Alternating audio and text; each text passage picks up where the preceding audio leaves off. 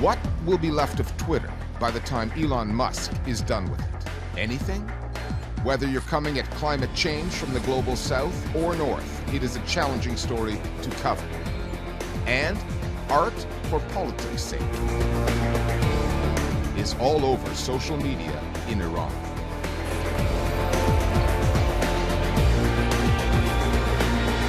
Hello, I'm Richard Gisbert, and you're at The Listening Post, where we dig into the coverage and analyze how news gets reported.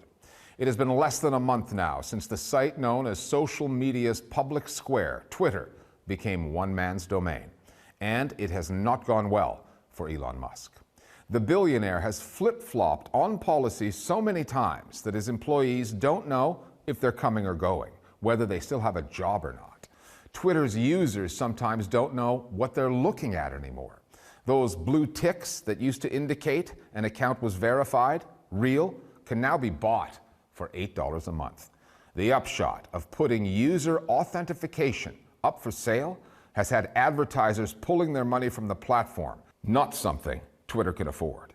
Like so many other policies that Musk has come up with, that one's been put on hold, but only after the damage to Twitter's reputation had been done. With advertisers fleeing and a recession looming, our starting point this week is this question: can Twitter survive Elon Musk? It really pains me to see Twitter crumbling like this. Musk clearly does not know what he's doing. We've seen huge layoffs as well as resignations over the last few weeks, and I think that's testament to just quite how chaotic Elon Musk has been. Musk is showing us how vulnerable spaces that we have online truly are when they are controlled by billionaires.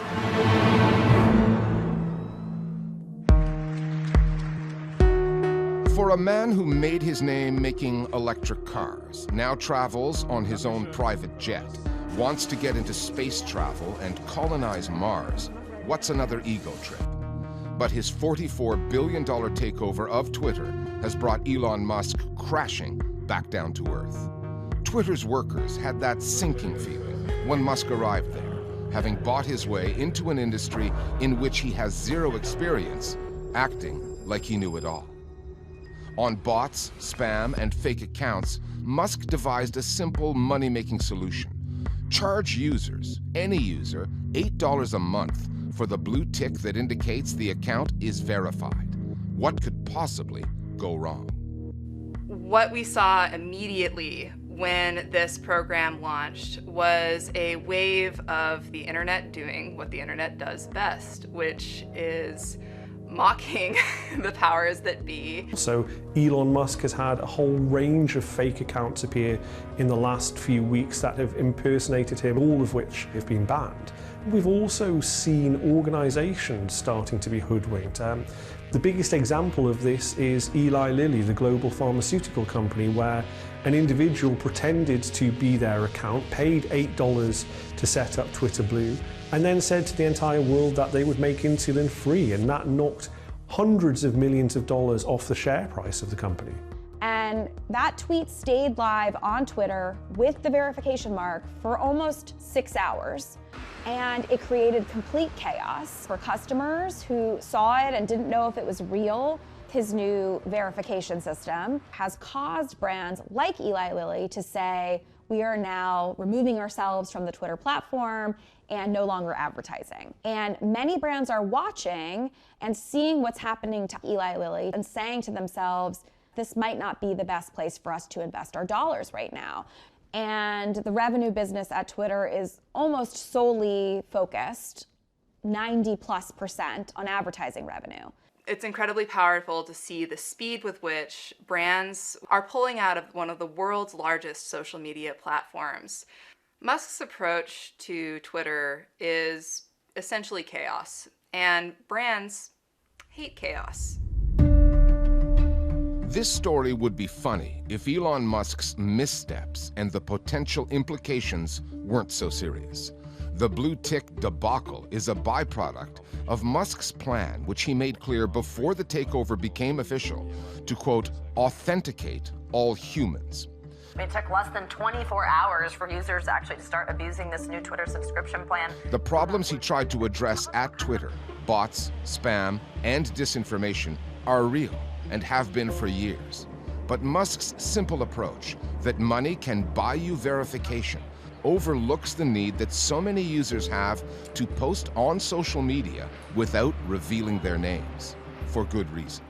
Victims of, for instance, domestic abuse who want to raise concerns about their partner will use fake names or no name at all in order to do that. Whistleblowers wanting to raise concerns about big companies and organisations might also highlight those issues through an anonymous account.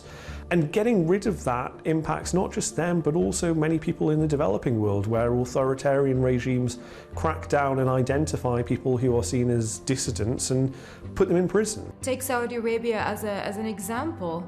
When the Saudi government managed to infiltrate the headquarters of Twitter and extract personal information of Saudi dissidents that were using Twitter anonymously, many of them were forcefully disappeared, in jail. Abdurrahman Zadhan, he is a Saudi activist who, because of the Twitter infiltration or spy operation, was unmasked. Then he was sentenced for 20 years simply because he was tweeting and expressing himself online.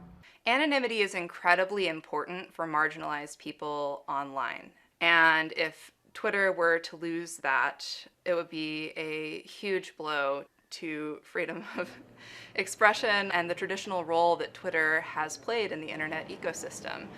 Twitter has actually been one of the greatest advocates historically for the right to anonymity online, although one of Musk's first actions when he took power there was to fire the woman who led that effort. She was not alone. Musk laid off half of Twitter's workforce, roughly 4,000 people. He told those who remained that to keep their jobs, they would have to opt in to long hours and hardcore working conditions. When not enough did, he closed the company's offices, locking his staff out. The brief reign so far of billionaire Elon Musk at Twitter has unleashed a wave of tumult throughout the company. Among those already fired, Twitter's human rights specialists, its AI ethics team, content moderators who spot and scrub toxic and dangerous content. So we contacted the company's press office, what's left of it, and Musk himself, tweeting him this question: how do you expect Twitter to shield users from hate speech and disinformation, which the platform already struggles with, when all you have left is a skeleton staff? We're still waiting for Musk to reply. Elon Musk has said from the beginning that he wants to curb mis and disinformation, and he really wants to focus on content moderation and keeping Twitter a healthy place. But he has gotten rid of many of those employees. And it's hard to envision a world in which Twitter can continue to do a great job when there are only 3,500 employees left at the company, and there are over 1 billion tweets that are going out in a day. For the majority of users of Twitter who are outside of the US, we have been always struggling with the lack of resources that would enable Twitter and other social media platforms to moderate content in non-English languages in a speedy and critical manner. Hate speech, gender-based violence, disinformation, influence operations, smear campaigns, all of those have been happening at an increasing speed on Twitter. And so the fact that he just went ahead and even cut down on already stressed staff raises big red flags about the future of the platform. Twitter is far from the only tech company facing tough times. The entire sector is headed for a downturn, and the billionaires behind big tech are shaving costs. Mark Zuckerberg and Meta have laid off 11,000 employees. Amazon, owned by Jeff Bezos, another 10,000. Multiple other platforms, from delivery companies to payment services, are doing the same. But most of them are trimming their workforces, anticipating a recession. What Elon Musk is doing is different. having spent $44 billion on a company he said was already threatened with going bankrupt. He has since gutted it. Twitter may not survive. Twitter was a very critical public space for many activists since the 2011 Arab uprisings, and before that during the Iran Revolution, for the Black Lives Matter, for Palestinians, for many communities that have been historically silenced. These platforms are extremely important spaces for them to organize, to share information, to document human rights abuses. So it's really sad to see it falling apart like this. There is a reason why Twitter is the chosen platform for world leaders, for presidents, for the news media. There is no other tool that is real-time, that is this relevant. And so it's scary to watch Elon Musk come in and potentially, ruin this company for people around the world who rely on this. There would be a massive hole, not just in the social media ecosystem, but in the world. And it is devastating to watch. With the close of COP27 in Egypt, another climate summit has come and gone. But as we reported last week, tangible signs of progress are difficult to detect, what with promises of meaningful action repeatedly getting broken. Journalists covering climate change, especially those whose beat includes on-the-ground reporting, work in difficult conditions, some of which can be deadly. We spoke with two journalists, a Brazilian reporter based on the edge of the Amazon and a British editor in London, on the challenges that all climate reporters face regardless of where they are, how to deal with such a complicated and at times depressing topic and bring it home to audiences. Extreme temperatures, wildfires, drought and flooding have all been made worse.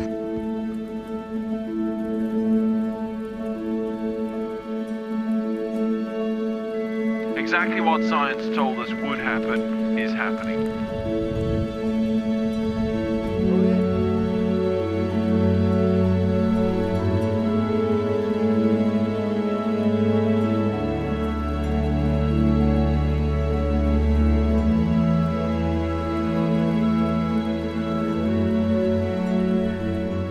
It is a kind of unusual beat, if you like, to be covering as a journalist, climate change. You have to be pretty robust and resilient because you're just relentlessly every day dealing with a profoundly difficult topic. It always feels a bit one step forward, two steps back, or on a good day, two steps forward, one step back. A gente está extrapolando nosso papel de jornalista. Eu até digo assim, do jornalismo hoje, não dá para a gente atuar mais como de forma com aqueles preceitos ocidentais de distanciamento. Não tem como. Às vezes as pessoas contam unicamente com nós, jornalistas, para divulgar uma situação.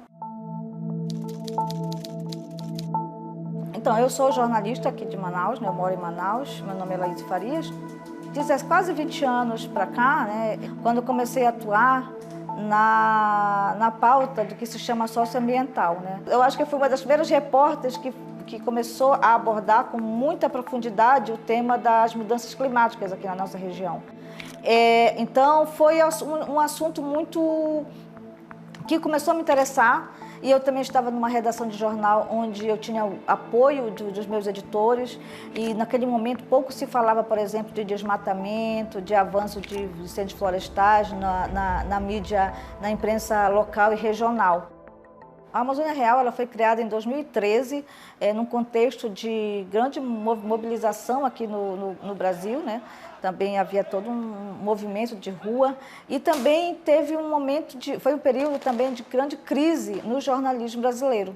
Então, duas amigas minhas, jornalistas, também me convidaram para fazer parte criar uma agência de jornalismo naquele momento. A nossa linha editorial daquele momento era o quê? A gente iria mostrar as demandas, os problemas, as violações de direitos das populações amazônicas que raramente apareciam, tinham repercussão na mídia local, na mídia regional, na mídia nacional. Não tínhamos nem apoio financeiro.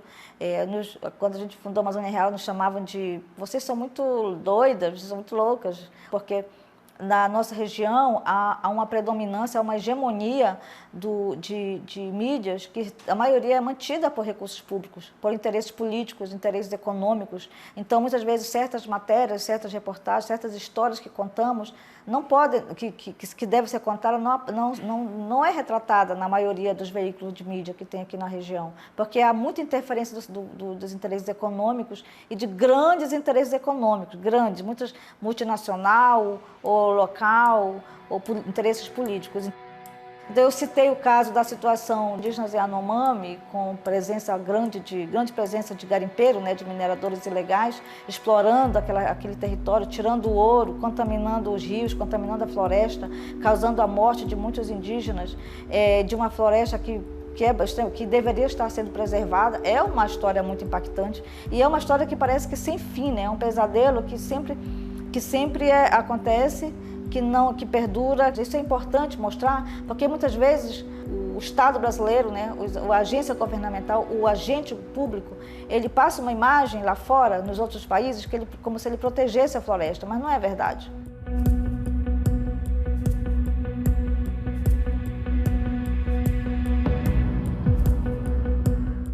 Não é fácil fazer jornalismo na Amazônia, por vários motivos, né? Motivos de que nós também somos submetidos a alguma situação de ameaça, embora no caso da Amazônia Real a gente tenha protocolos de proteção, protocolos de cuidado, nós temos protocolos mínimos para quando a gente viaja, quando a gente vai nos lugares para retratar, por exemplo, uma ameaça de grandes fazendeiros numa terra indígena que está invadindo a terra indígena, a gente tem nossos protocolos.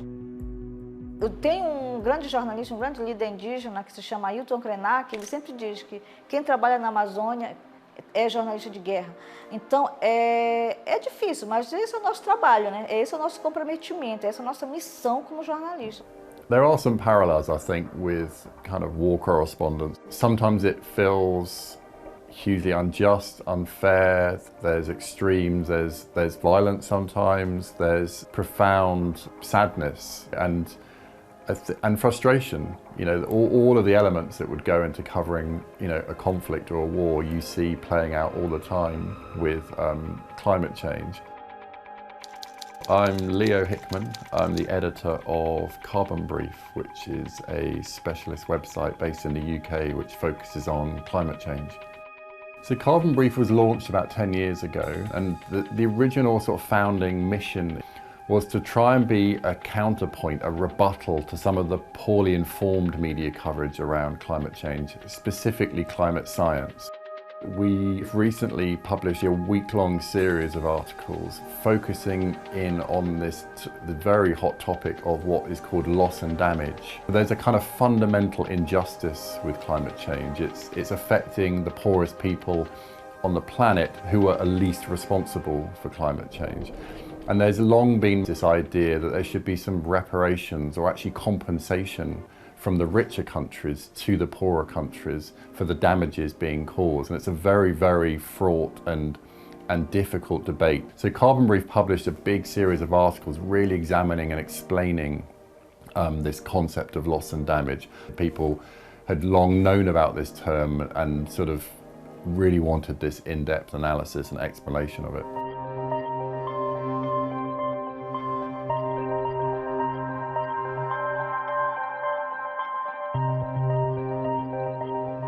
I personally have been going to COPs for, say, a decade or so. It's arguably the most complicated set of negotiations in human history. All the world's countries have to come together to deal with a fundamental existential crisis like climate change. There's nothing to compare, not even a world war, in terms of the complexity of how humanity comes together to deal with this. And there is a sense of deja vu, the same, you know, you see the same negotiators, the same dynamics going on. And you do have good days where you feel there's hope and there's progress, but you also have quite a lot of bad days where you think, wow, this latest bit of science is pretty profoundly, you know, bad news. And you look at the politicians and look at their response and you think, there is a big mismatch here. We're already seeing pretty profound impacts of climate change around the world. This year has seen an extraordinary range of record-breaking extreme weather events, from floods in Nigeria epic heat waves in Pakistan and India, huge, profound heat wave in China, saw one in the UK, wildfires in the US. It's just been an endless list, and that feels different to what it was even 5-10 years ago from when I was covering this. You're dealing with a fundamentally depressing and difficult topic for humanity. I don't think that's ever really been truly studied, to be honest, about what the impact on this kind of relentlessly difficult and depressing subject is actually having on the journalists who are trying to relay that to their audiences. Então, isso é o nosso trabalho. Cansativo mas é algo nosso, né? A gente fez uma escolha. A nossa escolha é essa, esse jornalismo que tem que trazer uma justiça social, justiça ambiental. É um jornalismo que emancipa essas populações, esses grupos sociais. Então, eu não me sinto frustrada por isso. Eu não sei até quando, talvez até quando o corpo físico talvez não aguentar, né? Mas esse é o nosso trabalho, né? And finally, women with their hair out, protesters with fists in the air, school children defying authority. Those are just some of the images of resistance coming out of Iran. It's been 2 months now since the death in police custody of Mahsa Amini, a 22-year-old arrested for the crime, allegedly, of not wearing her headscarf properly. In a country where the mainstream media and the internet are strictly controlled, Iranians are still getting the word out on social media, and some are using their art to tell a story the authorities would rather go untold. We'll leave you now with some examples of their work, and we'll see you next time here at The Listening Post.